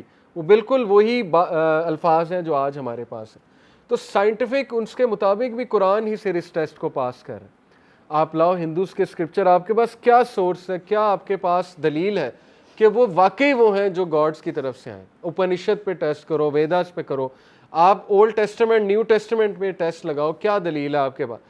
Original language میں ہی نہیں ہے وہ. تو اوریجنل لینگویج تو کچھ اور تھی, اولڈ ٹیسٹمنٹ نیو, حضرت عیسیٰ انگلش تو نہیں بولتے تھے, تو وہ اولڈ نیو ٹیسٹمنٹ تو انگلش میں ہے, وہ کہاں سے آ گئے انگلش میں؟ ہمارے پاس تو اوریجنل لینگویج ہے, عربک تھی, عربک میں قرآن ہے, عربک میں. پھر اگلی دلیل ہے نیم آف دا ریلیجن. صرف اسلام واحد ریلیجن ہے جس کا نام کسی شخصیت یا علاقے پہ نہیں. سر بدھزم کیا ہے, کس کے نام پہ؟ گوتم بدھ. جوڈائزم کس کے نام پہ؟ جوڈاز. کرسچینٹی کس کے نام پہ؟ کرائسٹ. ہندوز جو ہے وہ علاقہ ہے پورا, ہندوتوا وہ پورا علاقہ ہے. تو اسلام کا مطلب ہے submitting oneself to the will of God. صرف اسلام لاجیکل نام, اس کے علاوہ سارے نام کسی علاقے میں ہیں یا کسی شخصیت میں ہیں, یا جو اب خود ہی جو آپ نے من گھڑت رکھی ہے. اور پھر دکھاؤ کہ بائبل میں کرسچینٹی کا ورڈ کہاں ہے, بائبل میں جوڈائزم کا ورڈ کہاں ہے, بدھسٹ اسکرپچر میں بدھزم کہاں پہ لکھا ہے, قرآن میں اسلام کتنی بار آیا؟ اللہ کہتے ہیں اسلام کے علاوہ کسی نے کوئی اور دین کیا تو وہ قابل کو اسلام. اتنی بار اللہ نے کہا ابراہیم علیہ السلام مسلمان تھے, مسلمان کا ورڈ موجود ہے. تو صرف قرآن اس ٹیسٹ کو جو ہے وہ پورا کرتا ہے کہ مذہب کا نام. تیسرا ٹیسٹ جو ہے وہ ہم یہ دیکھتے ہیں کہ کیا اس کے لاز, جو ریلیجن جس کی آپ بات کریں, کیا اس کے لاز ہیومن ویلفیئر میں ہیں یا ہیومن ویلفیئر کے ہی خلاف ہیں. آئیں بدھزم کو لائیں, کرسچینٹی کو لائیں, ہندوز کو لائیں. کرسچینٹی میں آپ کو پتہ ہے جو سن کی سزا, ایک تو وہ کنفیشن ہے, وہ ویسے ہی نان پریکٹیکل چیز ہے. آپ کنفیس کر رہے ہیں سارا کچھ وہ ایک پادری کے سامنے, وہ آپ کو بلیک میل کر سکتے. اسلام میں ہے کہ اللہ کے سامنے کنفیس کرو. وہ جو ہے پھر یہ ہے کہ آپ سے کوئی گناہ ہو جاتا ہے, آپ کو پتہ ہے کہ پادری اپنے آپ کو کتنی اسٹرکٹ سزا دیتے ہیں, اپنے آپ کو کوڑے مارتے ہیں, اور وہ اپنے آپ کو جلاتے بھی ہیں, بہت کچھ کرتے ہیں. تو بدھزم دیکھ لیں, اپنے آپ کو ڈسپلن کرنے کے لیے کھانا چھوڑ دیتے ہیں. یعنی آپ نے تقوی ہے نا, یہ اسلام میں آپ نے تقوی اچیو کرنا ہے, کتنا سمپل ہے. استغفار کرو, اللہ کے قریب ہو, وضو کرو, ذکر کرو. اس میں اس ریلیجن کا تقوی کیا ہے؟ شادیاں نہ کرو, پنڈت شادیاں نہیں کرتے, پادری شادی نہیں کرتا, نن شادی نہیں کرتی, بدھسٹ شادی نہیں کرتے. وہاں تقوی کا یہ کانسیپٹ ہے. وہاں یہ کانسیپٹ ہے کہ سب کچھ چھوڑ دو, دنیا چھوڑ دو. آپ بتائیں بدھسٹ کیا گلوبل ایشو سالو کریں گے؟ ان کو تو کچھ بھی نہیں پتہ, وہ پہاڑوں میں جا کر بیٹھ گئے. اسی طرح جو ہے وہ پادری جو ہے اس کا نالج کو خاص نہیں ہے, بس وہ یہی کہ Jesus is love, Jesus is لو, اس پہ لگے ہوئے. اگین میں یہ ڈسکلیمر دے دوں کہ دیکھیں ہم کسی کو ہرٹ نہیں کر رہے, لیکن ہمیں ذرا تھوڑا سا بلنٹلی اس پہ آ کر سوچنا پڑے گا سب کو کہ ہم دیکھیں, اپنے اپنے مذہب کو دیکھیں. ایون میں تو کہتا ہوں اسلام کو دیکھیں, آپ بچوں کو آئیں ہم اسلام پہ ٹیسٹ لگاتے ہیں سارے, تو وہ ٹیچنگز جو ان کی ہیں وہ ہیومن نیچر کے خلاف ہیں. وہ تو بیسیکلی ہیومن ہارم میں آ رہی ہیں, بلکہ ہیومن ویلفیئر تو بہت دور کی بات ہے. اسلام اتنا پریکٹیکل ہے, آپ صرف نماز کے کنسیپٹ کو اٹھا لیں. میڈیٹیشن, آج گوروں کی ریسرچ ہے کہ میڈیٹیشن جو لوگ کرتے ہیں ان کے 3 فائدے ہوتے ہیں. یہ باقاعدہ سائیکولوجیکل ریسرچ ہے, اور 3 فائدے ہوتے ہیں. پازیٹیو ایموشنز ان کے زیادہ ہوتے ہیں, اوور تھنکنگ نہیں کرتے وہ لوگ میڈیٹیشن والے. میڈیٹیشن ان کے لیے یوگا یا کینڈل لائٹ کو دیکھنا بیٹھ کے, یا بس سالیٹیوڈ میں بیٹھنا. تیسرا فائدہ ان کا گرے میٹر زیادہ ہوتا ہے. گرے میٹر برین میں ہوتا ہے, وہ زیادہ ہونے کا مطلب ہے کہ آپ کی انالیٹیکل ایبیلٹی, ڈیسیژن میکنگ اچھی ہے. یہ ریسرچز ہیں میڈیٹیشن کے اوپر. ابھی تو گورے یہ ریسرچز نمازی پہ کر لیں تو پتہ نہیں کیا دریافت کر لیں, تہجد گزار پہ, نمازی پہ. ایک گاؤں میں عام سا بندہ جو تہجد گزار ہے, اس کا وہ MRI اسکین کر لیں تو پریشان ہو جائیں گے کہ یہ بندہ کس لیول پہ پہنچا ہوا ہے. تو اس لیے پھر زکوٰۃ کا سسٹم اس سے زیادہ پریکٹیکل کیا ہے؟ پھر آپ یہ لے لیں حج کا سسٹم لیں, تمام عبادات اٹھا لیں, اسلام کی تمام لاز اٹھا لیں, تمام شریعہ لاز اٹھا لیں, ان کو اپلائی کر کے دیکھ لیں, آپ کی سوسائٹی درست ہو جائے گی. چاہے آپ دنیا کے کسی کونے میں ہیں, چاہے آپ جو ہے وہ الاسکا میں رہ رہے ہیں, وہاں بھی اسلام لگ رہا ہے, چاہے آپ مکوانا میں رہ رہے ہیں, وہاں بھی اسلام لگ رہا ہے. صحیح مذہب کی یہی نشانی ہے کہ وہ یونیورسل ہے, کہیں بھی لگتا ہے. بدھزم نہیں لگا سکتے. گاؤں میں آپ کیسے بدھسٹ بنائیں گے لوگوں کو؟ ہندوز جو ہے وہ ایک خاص علاقے میں ہے, اس کے بعد آپ ایک CEO گورے کو ہندو بنا سکتے ہیں؟ وہ کیا کہے گا؟ وہ کہے گا یہ کیا ہے, واٹ از دس, ٹھیک ہے نا. تو اس لیے اسلام CEO پہ بھی لگ رہا ہے, اسلام ایک عام سے گاؤں کے بندے پہ بھی لگ رہا ہے, اسلام الاسکا میں بھی لگ رہا ہے, اسلام ہر جگہ اپلیکیبل ہے. تو یہ ہماری دلیل ہوتی ہے. اور سب سے بڑا ہمارا آرگومنٹ ہے قرآن. رسول اللہ کا سب سے بڑا میریکل تھا قرآن. دیکھیں قرآن کے بارے میں 3 ٹیسٹ آپ کو سکھا دیتا ہوں جو آپ ہمیشہ ڈیبیٹس میں کر سکتے ہیں. پہلا ٹیسٹ ہے test of time. Test of time کیا ہے؟ ٹیسٹ آف ٹائم یہ کہ اگر میں آپ کو ایک مثال دے کے سمجھاتا ہوں, اگر میں آپ کو یہ کہوں کہ ایک میڈیکل ڈاکٹر جو کہ پھیپھڑوں کا ڈاکٹر ہے, لنگس کا ڈاکٹر ہے, اس نے, یا کہہ لیں آئی اسپیشلسٹ ہے, ایک آئی اسپیشلسٹ ڈاکٹر, اس نے 100 سال پہلے آئی پر ایک کتاب لکھی. کتنا چانس ہے کہ 100 سال بعد اس بک میں کوئی ایرر ہوگا کہ نہیں ہوگا؟ چانس بڑھ جائے گا ایرر کا یا کم ہو جائے گا 100 سال بعد؟ کیونکہ 100 سال بعد مائکروسکوپ بھی ایجاد ہو گیا, آئی کا سٹرکچر مزید کلیئر ہو گیا. اس بندے نے ایک ایفرٹ کی تھی, اچھی ایفرٹ کی تھی, لیکن یہ کہ اس کا نالج آؤٹ ڈیٹڈ. یہ ہے ٹیسٹ آف ٹائم. دوسرا ہے test of various topics. Test of اس کو ہم کہتے ہیں ویریئس ٹاپکس, چلیں ابھی اب کہہ لیں ملٹیپل ٹاپکس. اگر میں آپ کو کہوں کہ اس ڈاکٹر نے, اس آئی اسپیشلسٹ نے صرف آئی پہ بات نہیں کی, پھیپھڑوں پہ بھی بات کی ہے, اس نے گردوں پہ بھی بات کی ہے, اس نے جو ہے باڈی کے ہر پارٹ پہ بات کی, ویریئس سبجیکٹس آ گئے. اب ایرر کا چانس بڑھ جائے گا 100 سال بعد یا کم ہوگا؟ بڑھ جائے گا. پہلے اگر 10 مسٹیکس نکلی تھی, ٹاپک ایک تھا, اب تو 10 ٹاپکس ہیں, اب تو 100 مسٹیکس نکل آئیں گی کہ اچھا اس نے تو لنگس کے بارے میں بھی غلط انفارمیشن لکھی, اس کے بارے میں بھی, وہاں بھی غلطی ہو گئی. تیسرا جو ہے وہ ٹیسٹ آف آتھرشپ ہے, اور وہ یہ ہے کہ اگر میں آپ کو کہوں کہ وہ بندہ آئی اسپیشلسٹ تھا ہی نہیں, تو آپ کہیں گے پھر کتاب کیوں پڑھیں, وہ تو اس کو پتہ ہی کچھ نہیں. لیکن اب یہ تینوں ٹیسٹ ہم قرآن پہ لگاتے ہیں. ٹیسٹ آف ٹائم, 1400 سال 1500 سال گزر گئے, کسی کی جرت ہوئی ہے قرآن میں کوئی انیکوریسی نکال دیں؟ کسی کی نہیں. دوسرا ٹیسٹ لگائیں, اور قرآن پروو ہوتا جا رہا ہے, جیسے جیسے ٹائم گزر رہا ہے قرآن مزید پروو ہوتا جا رہا ہے. ایسٹرو فزکس, سائنس, بایولوجی, اور جو ہے وہ پازیٹیو سائیکالوجی, ایسے سوشولوجی. گورے اب بات کر رہے ہیں اینتھروپولوجی کہ یہ کیسے رولز لکھے ہوئے. نوآ فیلڈمین, یہ بہت بڑا نام ہے, ہارورڈ کا پروفیسر ہے, جو ہے, اور اس نے کہا کہ شریعہ از فرام گاڈ. اس نے کہا کہ ہم مانتے ہیں پروفٹ محمد मैसेंजर थे लेकिन मुसलमानों के मैसेंजर थे, और वाकई वो शरीयत ले, ये नोआ फेल्डमैन के अल्फाज हैं, हार्वर्ड का लॉ प्रोफेसर है। उसने कहा ये इतनी परफेक्ट है शरिया कि ये चैलेंज नहीं हो सकती, और उसने कहा इसके फ्रूट्स आप देख लें through out history. Adam Smith capitalism का फादर है, नाम सुना आपने एडम स्मिथ? एडम स्मिथ का एक कोट है, उसने कहा कि जितना टॉलरेंट रूल मुसलमानों ने किया है तारीख में किसी ने नहीं किया। ये एडम स्मिथ कह रहा है। T.W. आर्नल्ड ने पूरी किताब लिखी expansion of Islam, Tony W. Arnold ने, गोरा है, और उसने उसमें साबित किया उसने कि सबसे जो टॉलरेंट रूल था रिलेटिवली स्पीकिंग, मुसलमानों से भी गलतियां बहुत हुई हैं, खून खराबा हुआ है, लेकिन रिलेटिवली कंपेयर्ड विद अदर्स सबसे टॉलरेंट रूल मुसलमानों का मिलता है, सबसे ज़्यादा आप कह लें डायनामिक रूल। तो एनीवे दूसरे टेस्ट पर आए मल्टीपल सब्जेक्ट्स। कुरान में एक सब्जेक्ट है कि मल्टीपल है? Law, anthropology, family laws, inheritance laws. अभी तो आप लॉज बनाने बैठ जाएं 100 साल लग जाते हैं। आपको ज्योग्राफी स्टडी करनी पड़ती है उस एरिया की, लोगों की साइकोलॉजी स्टडी करनी पड़ती है, सोशोलॉजी, रिसर्चर बन के उनके मसाइल देखने पड़ते हैं कि इनके मसाइल क्या हैं, फिर लॉ बनाएंगे। तो इस्लाम का ना कोई मल्टीपल सब्जेक्ट्स पे आ जाए, ना लॉ को चैलेंज कर सकता है कोई, ना इनहेरिटेंस लॉ चैलेंज हुआ अब तक। अच्छा फिर इधर आ जाए फिज़िकल साइंसेस पे, बायोलॉजी, एस्ट्रोलॉजी, इसके अलावा जो है वो ज़ूलॉजी, हर फील्ड को इस्लाम कुरान ने टच किया हुआ। कुरान साइंस का मोहताज नहीं है। अल्लाह, कुरान तो अल्लाह के वर्ड्स है, अल्लाह क्रिएटर है, क्रिएटर जो है उसका तो नॉलेज वो मुकाबला ही कोई नहीं ना। तो कुरान में इतने मल्टीपल वेरियस सब्जेक्ट्स हैं, तो एरर तो बढ़ना चाहिए था 1500 साल में, लेकिन एरर बढ़ने की वजह तो मज़ीद प्रूव हो रहा है, हर सब्जेक्ट प्रूव हो रहा है, ये भी ठीक, ये इस पर भी बात ठीक की, इस पर भी ठीक की, वो भी लगा लें। टेस्ट ऑफ ऑथरशिप, आप कहते हैं कुरान मोहम्मद सल्लल्लाहु अलैहि वसल्लम ने लिखा, वो तो उम्मी थे, तो उम्मी ऐसा वर्क कैसे तैयार कर सकता है जो टेस्ट ऑफ टाइम भी पूरा कर रहा है और जो test of multiple various subjects भी पूरा कर रहा है? इसलिए कुरान से बड़ा लिविंग मिरेकल नहीं है। ये आप उन्हें देंगे, उनके पास कोई आर्गूमेंट नहीं होगा, इसके रिटर्न में आ जाके वो थोड़ी थोड़ी बातें होंगी जी, ज़ईफ़ हदीस, ये क्या लिखा है, कॉन्कुबाइन स्लेवरी क्यों है इस्लाम में, इस तरह के फिर वो बोंगियाँ मारने पे आ जाएंगे।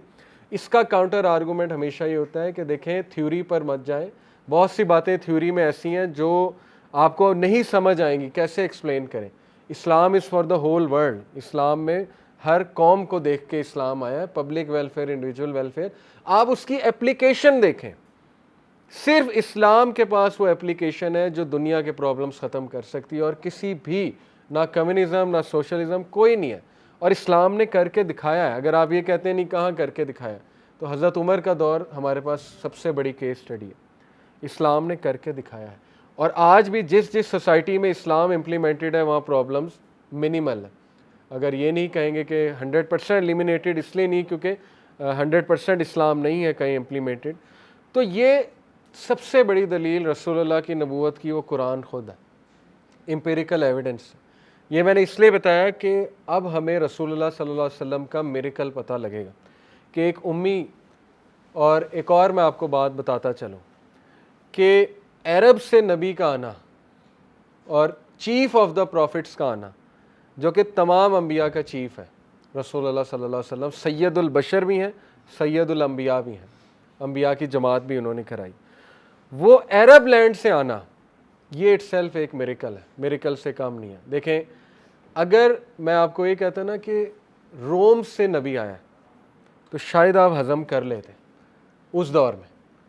जैसे अभी मैं आपको कहूँ कि अमेरिका से साइकोलॉजी का प्रोफेसर आया, आपसे हज़म फ़ौरन हो जाना, आपने कहना हाँ आ सकता है। नोबेल प्राइज़ विनर अमेरिका से। अगर मैं आपको कहूँ नोबेल प्राइज़ विनर मक्कुआना से, और मक्कुआना पता नहीं मेरे जहन में बार बार क्यों आ रहा है, बट एनीवे, तो आपसे हज़म नहीं होगा। आप कहेंगे ये कैसे हो सकता है, कोई वहाँ सोर्स नहीं है, कुछ नहीं है, ये नहीं मैं मानता। तो ये है असल में वो मिरेकल। कभी आप इस पे सोचने बैठे, यही तो उन्हें यकीन नहीं आता था। गोरे इसी पे तो बैफल्ड हैं कि अरब्स के पास था क्या, कोई तहजीब नहीं थी, वहाँ से उस शख्स का आना, और वो भी उम्मी। हमारे नबी सल्लल्लाहु अलैहि वसल्लम जो है वो अनलेटर्ड थे। तो अगर मैं आपको कहता सैसनेड एम्पायर से कोई नबी आ गया उस दौर में, आपने मान लेना था हाँ आ सकता है, क्योंकि दौलत है उनके पास, सिविलाइजेशन है। मैं आपको कहता डमस्कस से कोई नबी आ गया, आपने मान लेना था हाँ आ सकता है। यही तो उनको हजम नहीं हो रहा था, ये क्या हुआ है। अरब्स की शनाख्त ही कोई नहीं थी, पहचान ही कोई नहीं थी, लोग जानते ही नहीं थे अरब्स को, ये हैं कौन। لیکن آپ دیکھیں اس قوم پہ نبی بھیجا. یہ پوری کیس سٹڈی ہے. اللہ نے اپنی شان تو دکھانی تھی نا, اپنی قدرت, اس لیے اس علاقے میں اس قوم پر بھیجا کہ جو پتہ ہی نہیں تھا کسی کو. یہی تو اصل میں ہوتی ہے نا, جیسے ٹیچر کو کہتے ہیں نا آج کل لوگ کہ تگڑا ٹیچر وہ ہے جو سب سے ویک اسٹوڈنٹ کو جو ہے وہ لائک بنا دے. لائک اسٹوڈنٹ تو آلریڈی ان کے پاس تو اتنا کچھ ہے, ان پہ کیا میں نے محنت کرنی. تو یہ اٹ سیلف ایک بہت بڑا میریکل ہے رسول اللہ صلی اللہ علیہ وسلم کا, کہ ان کے فزیکل بینگ سے اور ان کی بدولت اور ان کی حکمت سے, ان کی محبت سے, شفقت سے, اور ان کی پوری پرسنالٹی اور ٹیچنگ سے وہ قوم چینج ہو گئی. ان کا سوچنے سمجھنے کا طریقہ, طور طریقہ, ان کے ڈائٹری لاز, ان کے فزیکل ہیلتھ اور ان کا مائنڈ سیٹ ایسا چینج کیا رسول اللہ صلی اللہ علیہ وسلم نے کہ وہ ایسے لوگ بن گئے جو گروتھ مائنڈ سیٹ کے لوگ ہیں, جو یہ چھوٹی چھوٹی پرابلم سے نکل کے بڑے ویژن پہ آ گئے. اور وہ بڑا ویژن یہ تھا کہ ہم نے پوری دنیا کے کونے کونے میں اسلام پھیلانا ہے, شریعت لے کر جانی ہے, ہم نے دنیا کو نکالنا ہے اندھیروں سے. یہ اتنا بڑا ویژن ہے, اتنا بڑا ویژن ہے کہ آپ سوچ بھی نہیں سکتے. اس ویژن کے سامنے ساری پرابلمز ختم ہیں کہ میری فلانی جگہ شادی نہیں ہوئی, یہ ہو گیا, وہ ہو گیا. یہ ساری پرابلم اس ویژن کے نیچے ختم ہو جاتی. تو اس لیے جتنا بڑا ویژن ہے اتنا ہی جو ہے وہ بڑا انسان کا ظاہر پرپس بن جاتا ہے, اور پھر اتنا ہی انسان سیلف ایکچولائزیشن کی طرف جاتا ہے. تو بہرحال آج کی کلاس ایک انٹروڈکٹری کلاس, کچھ باتیں کر کے ختم کرتا ہوں. ویسٹرنرز کے کچھ کوٹس آپ کو رسول اللہ صلی اللہ علیہ وسلم کی پرسنالٹی پہ بتاتا ہوں, اور یہ صرف اس لیے ہے کہ آپ کو کانفیڈنس ملے کہ آپ کس نبی کے امتی ہیں. آلدو ہمیں پتہ ہے, لیکن انٹلیکچوئل محبت پیدا ہو آپ کی. ایموشنل تو بہت ہے, جذباتی محبت, لیکن ایک انٹلیکچوئل محبت آپ میں آئے. Thomas Carlyle Scottish philosopher, historian, writer لکھتا ہے, it is a great shame for any one to listen to the accusation that Islam is a lie and that محمد صلی اللہ علیہ وسلم واز اے فیبریکیٹر اینڈ اے ڈیسیور. کہتا ہے بہت شرم کی بات ہے کہ کوئی یہ کہے کہ اسلام ایک جھوٹ ہے اور محمد فیبریکیٹر تھا, نعوذ باللہ, اور ایک ڈیسیور تھا جیسے کرسچنز کہتے ہیں. وی سو, اب دیکھیں آگے وہ کیا کہہ رہا ہے, وی سو, ہم نے دیکھا, that he remained steadfast upon his principle, کہ وہ مین آف ڈگنیٹی تھے اور وہ اپنے پرنسپلس پہ جمے رہے. شروع سے لے کے اینڈ تک ان کی ایک ہی دعوت تھی اور اس پہ جمے رہے. With firm determination, kind and generous, kind تھے, جنرس تھے, کمپیشنیٹ تھے, pious, virtuous, with real manhood, hard working and sincere. Besides all these qualities he was lenient with others. ایسا پیکیج وہ کہہ رہا ہے نہیں ملتا, یا بندہ روتھلیس ہوتا ہے, اسرٹیو ہوتا ہے, یا بندہ کمپیشنیٹ ہوتا ہے. لیکن وہ کہہ رہا ہے کہ وہ اسرٹیو بھی تھے, ڈٹرمنڈ بھی تھے, کمپیشنیٹ بھی تھے, اور لینینٹ بھی تھے, ٹالرنٹ بھی تھے, کائنڈ بھی تھے, چیئرفل بھی تھے, پریز وردی بھی تھے, and perhaps he would joke and tease his companions, اور اپنے کمپینین کے ساتھ مکس اپ بھی ہوتے تھے, جوک اراؤنڈ بھی کرتے تھے. He was just, truthful, smart, pure, magnanimous and present minded. یہ ایسے الفاظ, ایسی تعریف گورا کر رہا ہے برٹش اسکاٹش فلاسفر, اور یہ بہت بڑی بات ہے کہ وہ ایکنالج کر رہا ہے, اسے کرنا پڑ رہا ہے. جارج برنارڈ شاہ, برٹش فلاسفر, بہت بڑا نام ہے. I have always held the religion of Muhammad in high estimation. وہ کہتا ہے کہ میں محمد صلی اللہ علیہ وسلم کے ریلیجن کو بہت ہائی ویلیو دیتا ہوں, because of its wonderful vitality. Vitality کا مطلب ہوتا ہے جو ٹیسٹ آف ٹائم کو پروو کر رہا ہے.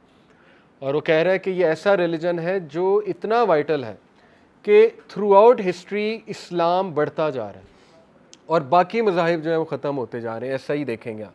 It is the only religion, یہ واحد ریلیجن ہے which appears to me to possess that assimilating capacity to the changing phase of existence which can make itself appeal to every age.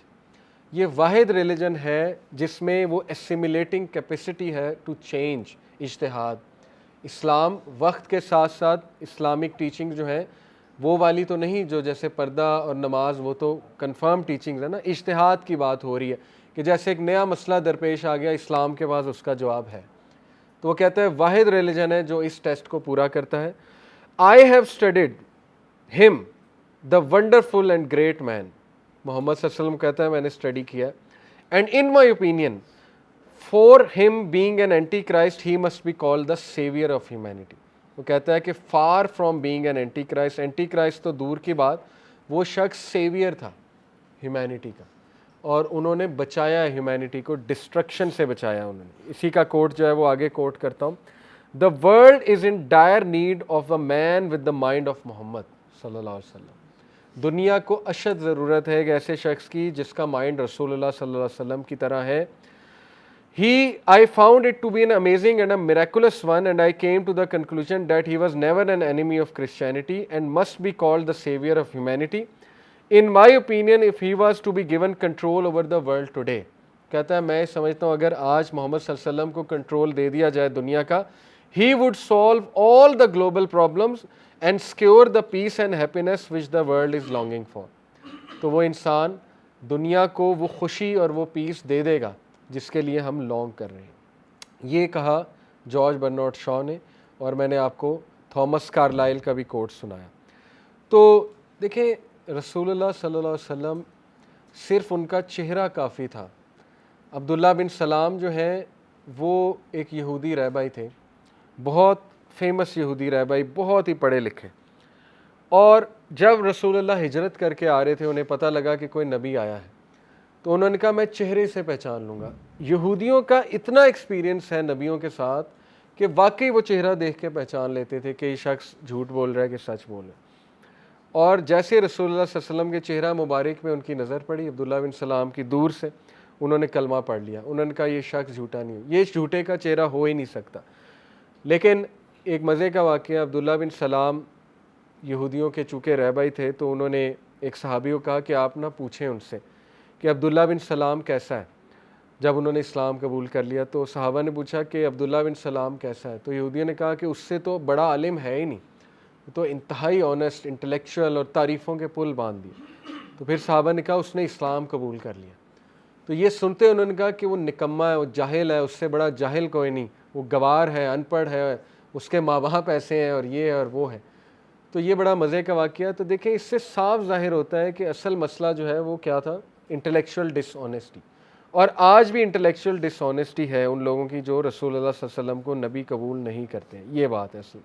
तो just to wind up, सीरा पढ़ने के फ़ायदे क्या हैं ये मैं आपको इंशाल्लाह ताला बताता हूँ क्विकली. आपके पास अपने भी फ़ायदे होंगे. सबसे पहले तो ये जान लें कि सीरा का लिटरल मीनिंग होता है टू ट्रैवर्स और टू जर्नी. सीरा जो है ये इसका रूट वर्ड है सारा यसीर अरबी का, विच मीन्स टू ट्रैवल. और सीरा इसको इसलिए कहते हैं क्योंकि now you will travel with रसूलुल्लाह सल्लल्लाहु अलैहि वसल्लम as if you are travelling with him. आप इमेजिन करें कि आप उस सफ़र पर निकलें कि रसूलुल्लाह सल्लल्लाहु अलैहि वसल्लम की जर्नी आप लोग ख़ुद अपनी आँखों से देखेंगे भी और सोचेंगे भी. के चंद फ़ायदे मैं आपको बताता हूँ. सबसे पहला तो ये कि अल्लाह का हुक्म है इस इंसान के बारे में जानना. अभी रिसेंटली मेरी एक जगह बहुत मुझे अफसोस हुआ, कहीं मैं बैठा हुआ था, उनसे थोड़ी सी डिस्कशन हुई. उन्होंने कहा कि प्रॉफिट की कोई ज़रूरत नहीं है, और उन्होंने कहा कि बस कुरान हमारे लिए काफ़ी है. तो ये एक ऐसी बात है कि इस पर रोना चाहिए. आप कैसे प्रॉफिट सल्लल्लाहु अलैहि वसल्लम को, अल्लाह माफ़ करे, आप अलग कर सकते हैं इस्लाम से. और उन्होंने कहा बस अल्लाह के साथ मोहब्बत काफ़ी है. बहुत सख्त बात की उन्होंने, मुझे बहुत दुख हुआ. अल्लाह ताला कह रहे हैं कि तुम तब तक कामिल ईमान तुम्हारा नहीं हो सकता जब तुम नबी सल्लल्लाहु अलैहि वसल्लम को अपना हुक्मरान नहीं मानते. और तुम अगर चाहते हो कि अल्लाह तुमसे मोहब्बत करे तो नबी सल्लल्लाहु अलैहि वसल्लम को फॉलो करो. और फिर अल्लाह का हुक्म है कि इस इंसान में नबी सल्लल्लाहु अलैहि वसल्लम की जो अस्वाए हुस्ना है वो तुम्हारे लिए एक ज़ाब्ता हयात है और वो तुम्हारे लिए एग्ज़ाम्पल है. आप कैसे रसूलुल्लाह सल्लल्लाहु अलैहि वसल्लम, अब हदीस का जो एक वो फितना निकला, इनकार हदीस, वो भी आजकल हमारे यूथ को गुमराह किया रहा है कि कुरान काफ़ी है. दीन मुकम्मल ही नहीं है हदीस के बगैर. कैसे आप इस्लाम को समझेंगे? हदीस के बगैर आप कैसे समझ सकते हैं इस्लाम को? सीरत के बगैर आप कैसे समझ सकते हैं इस्लाम को? देखें बुनियादी सी बात है कि कुरान में कई कॉन्सेप्ट्स हैं. कुरान में तवक्कल का इतना हाई लेवल कॉन्सेप्ट है. अब कोई सोचे कि यार इसका मतलब मैं कुछ भी ना करूं, बैठा रहूं, तो सीरत से पता लगता है कि तवक्कल का असल मतलब ये नहीं है कि बैठे रहो. तवक्कल का असल मतलब है जो रसूलुल्लाह ने करके दिखाया. हिजरत की, हिजरत में हर एफर्ट की, अपना वो भी हायर किया रास्ता बताने वाला. इसका क्या मतलब है? असबाब इख्तियार पूरे किए, रास्ता बताने वाला हायर किया, गारे सौर में पनाह भी ली, खाना भी खाया, अपने पीछे हज़रत अली को सुला कर भी आए, बैकअप भी किया. ये सीरत बताती है कि तवक्कल का असल मीनिंग क्या है. तो सीरत से आपका जहन खुलता है, आप वाइज बनते हैं. ये अल्लाह का हुक्म है और इसीलिए अल्लाह ने कहा कि हमने इन्हें एग्जाम्पलरी एक مینر جو ہے وہ تمہارے لیے ایک مینرزم کا اگزامپل بنا کر بھیجا ہے تاکہ تم انہیں فالو کرو. In some of the benefits religious terms میں دیکھیں آپ کو پتہ لگے گا اللہ کا تعارف آپ کو رسول اللہ کی باتوں سے پتہ لگے گا, رسول اللہ کے الفاظ سے, ان کی دعاؤں سے. آپ حصن المسلم کھولیں, اس میں صبح و شام کے اذکار کھولیں, وہ کس نے دعائیں سکھائی ہیں؟ رسول اللہ نے. اس سے آپ کو اللہ کا تعارف ہو رہا ہے, اللہ ہے کون. تو ہمیں تو اللہ بتانے والا نبی صلی اللہ علیہ وسلم ہے, ہم کیسے کہہ سکتے ہیں نبی صلی اللہ علیہ وسلم کی ضرورت نہیں, نعوذ باللہ. دوسرا مینرز اینڈ مورلز, رسول اللہ صلی اللہ علیہ وسلم نے کہا میں کریکٹر کو کمپلیٹ کرنے آیا ہوں. آپ کو ایسے ایسے اصول ملیں گے کنفلکٹ ریزولیشن کے, لیڈرشپ کے, آپ کو مینرزم کی پیک نظر آئے گی جو آج جو ہے وہ گورے بتا رہے ہیں. میں ابھی ایک آرٹیکل پڑھ رہا تھا چند دن پہلے, ہاؤ ٹو انکریز کانفیڈنس. اس میں انہوں نے پہلے دو طریقے بہت سے بتائے تھے. پہلے دو یہ تھے تیز تیز چلا کریں, دوسرا تھا کہ آہستہ بولا کریں. انہوں نے کہا تیز تیز جو چلتا ہے اس کی باڈی لینگویج یہ کہ کانفیڈنس آتا ہے, اور رسول اللہ سب سے تیز چلتے ہیں. صحابہ کہتے تھے ایسا لگتا تھا پہاڑی سے نیچے اتر رہے, اتنا تیز چلتے تھے. اٹس اے چال آف اے ونر, یہ ونر مائنڈ سیٹ ہے. سست چال اور کنڈے جو ہے وہ نیچے کر کے چلنا, وہ کچھ لوگ کہتے ہیں جی ہم عاجز ہیں, تو یہ عاجزی نہیں ہے, آپ کو ونرز والی چال چلنی چاہیے. دوسرا آہستہ بولنا, وہ سائیکالوجسٹ کہتے ہیں جب آپ بہت تیز بولتے ہیں اس کا مطلب ہے آپ کے ذہن میں یہ کہ اگلا میری بات نہیں سنے گا, اس لیے آپ تیز تیز بولتے ہیں محفل میں. تو اتنا کمانڈنگ بولیں کہ سارے چپ کر جائیں, اور کوئی بات نہیں اگر وہ آپ کو کٹ کر دیں, کوئی بات نہیں, خاموش ہو جائیں. لیکن رسول اللہ صلی اللہ علیہ وسلم, حضرت عائشہ کہتی ہیں کہ ان کے الفاظ ہم گن سکتے تھے, اتنا آہستہ بولتے تھے, اتنا کمانڈنگ بولتے تھے کہ ان کے الفاظ ہم گن سکتے تھے. تو یس, مینرز اور morals, leadership, relationships, how he was as a father, husband, brother in law, اور سوسائٹل بینیفٹس, وہ ایسے ایز اے فرینڈ کیسے تھے, ایز اے نیبر کیسے تھے, وغیرہ وغیرہ. دوسرا بہت بڑا فائدہ سیرہ پڑھنے کا یہ ہے کہ ہماری محبت بڑھتی ہے رسول اللہ صلی اللہ علیہ وسلم سے, اور یہ حتمی بات ہے. دیکھیں جب میں نے سیرہ پڑھی تو واقعی ہی محبت بہت بڑھ جاتی ہے. آپ اپریشیٹ کرتے ہیں کہ نبی صلی اللہ علیہ وسلم نے ہمارے لیے کتنی سیکریفائسز کی اور کس کس طرح کی ایفرٹس کی. تو انسان جو ہے وہ گناہوں سے بھی بچ جاتا ہے. سیرہ آپ پڑھیں گے آپ میں موٹیویشن آئے گی گناہوں سے بچنے کی, کہ میں نبی صلی اللہ علیہ وسلم کو کیسے فیس کروں گا قیامت والے دن اگر کوئی میرا گناہ ان کے سامنے لے آیا گیا یا میری کوئی بات آ گئی. تو یہ ایک بہت بڑا, جیسے علامہ اقبال نے کہا کہ ایک چیلنج کرتے ہیں نا, وہ کہتے ہیں کہ اگر میں جھوٹا ہوں, ان کا ایک شعر ہے اس کا کنٹیکسٹ بتا دیتا ہوں, کہتے ہیں اگر میں جھوٹا ہوں تو قیامت والے دن مجھے نبی صلی اللہ علیہ وسلم کے پیر مبارک کا بوسہ نصیب نہ ہو. یعنی اس لیول پہ جا کے وہ محبت ایکسپریس کرتے ہیں کہ یہ مجھے پنشمنٹ ملے کہ قیامت والے دن مجھے ان کے پیر مبارک کا بوسہ نصیب نہ ہو. یہ تھا ان کی محبت کا لیول علامہ اقبال کا. تو اس سے محبت انکریز ہوتی ہے, ٹھیک ہے نا. ہمارے اندر یس جذباتی محبت ہے, لیکن انٹلیکچوئل محبت ایک اور لیول ہوتا ہے. تو یہ دوسرا اس کا جو ہے وہ ہے. تیسرا فائدہ اس کا یہ ہے کہ ہمیں قرآن سمجھنے میں جو ہے وہ بہت مدد ملتی ہے سیرہ پڑھ کے, کیونکہ ظاہر ہے قرآن کی آیات جو ہے اس کا تعلق رسول اللہ کی زندگی کے ساتھ ہے, اس کے ایونٹس کا تعلق. کئی آیات آپ قرآن کی پڑھیں گے, لیکن یہ کہ جب آپ سیرہ کی نظر میں دیکھیں گے تو آپ کا پرسپیکٹیو چینج ہو جائے گا. جیسے میں آپ کو ایک مثال دیتا ہوں, اِنَّ مَعَ الْعُسْرِ یُسْرًا, فَإِنَّ مَعَ الْعُسْرِ یُسْرًا, اِنَّ مَعَ الْعُسْرِ یُسْرًا. اس کی کیا آپ سمجھتے ہیں ٹرانسلیشن, اور کیا ہے اس کی انٹرپریٹیشن؟ جنرل ہے اور وہ بھی ٹھیک ہے. وہ یہ ہے نا کہ ہر مشکل کے بعد آسانی, اور 2 بار آسانی ہے. اب آپ سیرہ کی روشنی میں اس آیت کو پڑھیں گے تو یہ آیت کب آئی؟ جب رسول اللہ صلی اللہ علیہ وسلم جو ہے وہ سب سے اپنے ٹف فیز میں تھے, شیب ابی طالب اور یہ سب سے ٹفسٹ فیز, اور پھر اللہ نے انہیں مبارکباد دی اور خوشخبری دی اور یہ دلاسا دیا کہ تمہاری دعوت میں جو تنگی آ رہی ہے اس کے بعد آسانی ہے. اور پھر کیا ہوا؟ مدینہ میں آسانی آئی کہ نہیں آئی؟ اور سب سے بڑی آسانی کب آئی؟ فتح مکہ میں.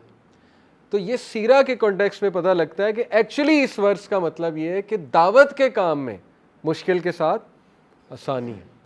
ہاں جنرلی بھی ہے, لیکن اصل میں اس کا یہ مطلب ہے کہ دعوت کے کام میں جب حق کے لیے نکلو گے تو مشکل کھڑی ہوگی, لیکن آسانی 2 بار آئے گی تمہارے, تمہیں بہت سکسیس ملے گا, کیونکہ جو بندہ حق کے لیے نکلتا ہے اللہ اس کی سائڈ پہ آ جاتا ہے.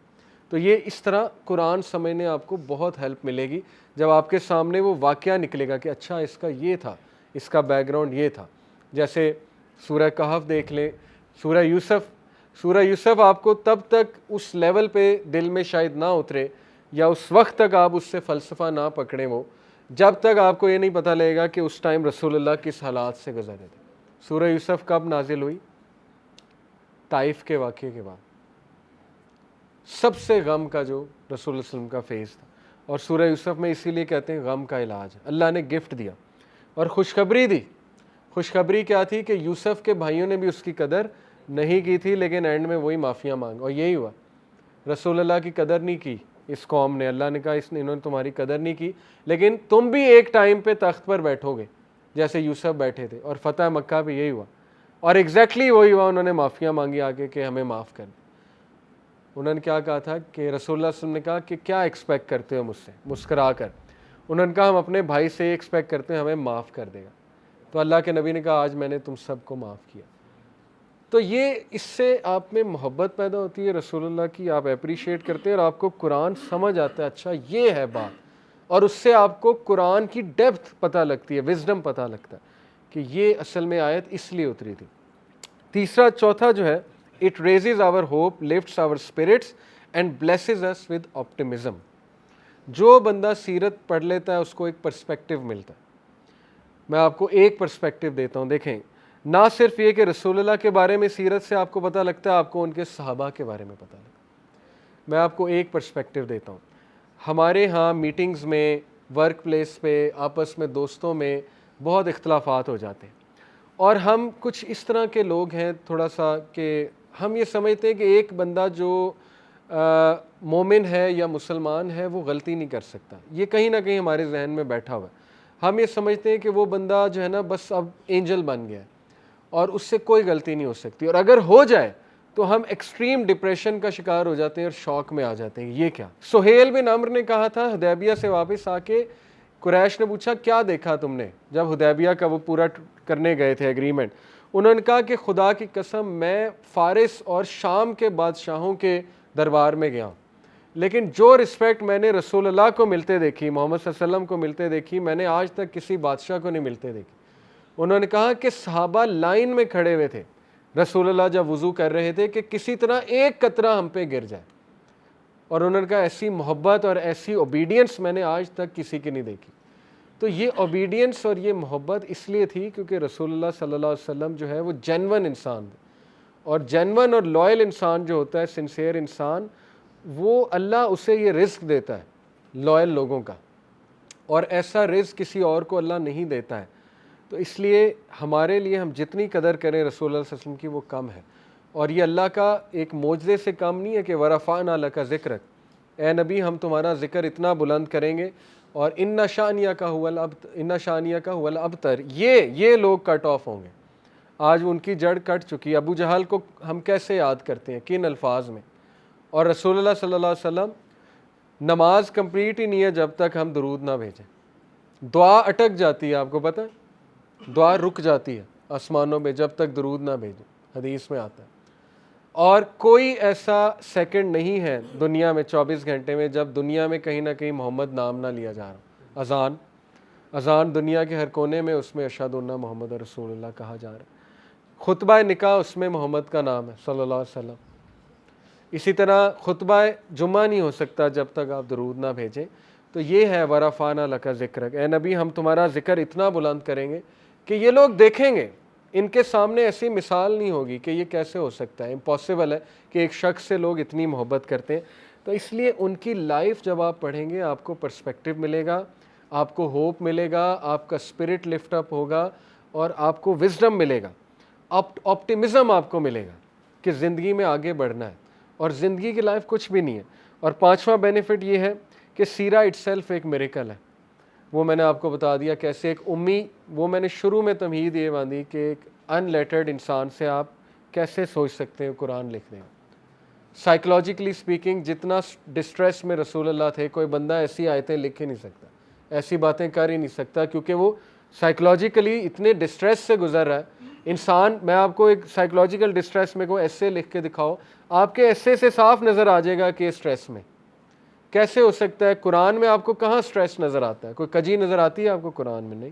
یہ ایک میریکل سے کم نہیں ہے کہ پروفٹ صلی اللہ علیہ وسلم نے وہ اس قوم کو چینج کر دیا کہ جو ہوپلیس قوم تھی. اور چھٹا ریزن ہے, سیرہ ایک پرفیکٹ میتھڈولوجی لے آؤٹ کرتی ہے. ہر اس شخص کے لیے جو کوئی بڑا کام کرنا چاہتا ہے, ریفارم لانا چاہتا ہے, سوسائٹی ٹھیک کرنا چاہتا ہے, یا بہت بڑا سوشل ورکر بننا چاہتا ہے, وہ سیرہ کو پکڑ لے, سیرہ سے اصول لے لے, اپنی کمپنی میں وہ اصول لگا لے, اپنے بزنس میں لگا لے, اور سوسائٹی کو ٹھیک کرنا ہے تو بس سیرہ سے میتھڈالوجی لے لے کہ مکہ میں کیا اسٹریٹجی تھی, مدینہ میں کیا اسٹریٹجی تھی, صحابہ کی تربیت کیسے کی, لیڈرشپ کیا ہے. اور آخری ریزن یہ ہے کہ رسول اللہ صلی اللہ علیہ وسلم کی سیرت پڑھ کے ہمیں باقی بیسٹ لوگوں کا بھی پتہ لگتا ہے, کیونکہ اللہ کے نبی نے کہا کہ دا بیسٹ جنریشن از مائی صحابہ, اور اس کے بعد ان کے صحابہ, اور اس کے بعد ان کے صحابہ. تو دا بیسٹ 3 جنریشن از صحابہ, تابعین اور تبع تابعین. آپ ان کی بس لائف پڑھ لیں تو آپ کو ایسے ایسے لوگ, ایسے ایسے کریکٹر نظر آئیں گے کہ میں نے جیسے صرف ایک مثال دی حضرت علی کی, ابھی تو آپ باقی صحابہ کو پڑھنا شروع کر دیں اور پھر اسلاف کو پڑھنا شروع کر دیں کہ وہ کیا تھے, ان کے کردار کیا تھے. تو یہ ایسا ڈیٹا ہے مسلمانوں کے پاس کہ گورے کبھی بھی, صدیاں گزر جائیں گی, وہ ایسے کردار پروڈیوس نہیں کر سکتے, وہ ایسے کریکٹرز پروڈیوس نہیں کر سکتے, اتنے مخلص کریکٹر. اور بس ایک آخری بات انہوں نے لکھی ہے, دا سیرہ brings about knowledge with which we can defend the honour of رسول اللہ. یہ بھی بہت بڑا فائدہ ہے کہ کل کو آپ کسی کا منہ بند کرا سکتے ہیں, اور کل کو آپ پراؤڈلی قیامت والے دن یہ بات کر سکتے ہیں کہ میں نے اپنے نبی کا آنر ڈیفینڈ کیا. دیکھیں رسول اللہ پہ بہت سے الزامات یہ لوگ لگاتے ہیں, اسلاموفوبس, حضرت عائشہ کی شادی کے حوالے سے جوز کو کہتے ہیں جی مروا دیا, بنو قیروزہ کو مروا دیا جب دعوت نہیں قبول کی. تو you should know the background کہ یہ تھا کیا.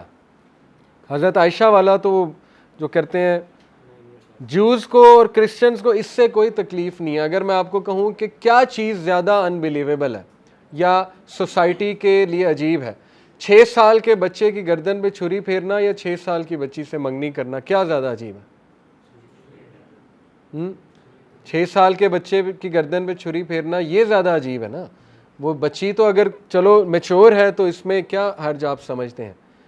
تو حضرت اسماعیل کی گردن پہ جو چھری پھیرنے لگے تھے حضرت ابراہیم, اس کے بارے میں کہتے ہیں نہیں وہ گاڈ کا کمانڈ تھا, اس کو چیلنج نہیں کرتے ہیں. بڑی عجیب بات ہے. تو ہم بھی یہاں یہی کہتے ہیں یہ بھی گاڈ کا کمانڈ تھا, یہ بھی اللہ کے نبی کو حکم تھا. اور سب سے بڑی بات وہ میں صرف اس لیے مینشن کر رہا ہوں کیونکہ ٹاپک چھڑ گیا ہے. آپ کو پتہ نا جو چائلڈ میرج, اس کو چلو مان لو چائلڈ میرج, حالانکہ حضرت عائشہ 9 ایئر میں کمپلیٹلی شی واز میچور. جو چائلڈ میرج زبردستی ہوتی ہے یا جس میں ڈومیسٹک وائلنس ہوتا ہے یا فزیکل ابیوز ہوتی ہے, وہ چائلڈ کبھی بھی بڑا ہو کے سکسیسفل بنتا ہے, ہمیشہ ٹراما میں ہوتا ہے. حضرت عائشہ کی پرسنالٹی آپ کے سامنے ہے. حضرت عائشہ سے بڑی عالمہ فاضلہ آپ کو عورتوں میں ملتی ہی نہیں ہے. حضرت عائشہ کی میموری دیکھ لیں, حضرت عائشہ اتنی بولڈ اور کانفیڈنٹ ہیں, ان کی آپ کمیونیکیشن دیکھ لیں. تو اس کا تو مطلب وہ تو خوش تھیں اپنی میرج میں. آپ کو کیا تکلیف ہے, وہ تو خوش تھیں, وہ تو گرو بھی ہوئی ہیں, اور ہسٹری اس بات کا ثبوت دے رہی. تو بہرحال یہ میں نے آپ کو 7-8 ریزنز بتائیں کہ ہم اپنے نبی کا آنر بھی ڈیفینڈ کر سکتے ہیں, ہمیں وہ سارے واقعات پتہ لگیں گے کرونولوجیکل آرڈر میں. لیکن ہمارے لیے سب سے بڑی بات یہ کہ اللہ کا حکم ہے اور ہم اپنے نبی سے محبت انکریز کرنا چاہتے ہیں, اس لیے ہم سیرہ کو انشاءاللہ ان ڈیٹیل پڑھیں گے. تو اللہ تعالی ہمیں عمل کی توفیق دے. جزاک اللہ خیر فار کمنگ. سبحانک اللہم و بحمدک اشہد ان لا الہ الا انت استغفرک و اتوب الیک. والسلام علیکم و رحمۃ اللہ وبرکاتہ.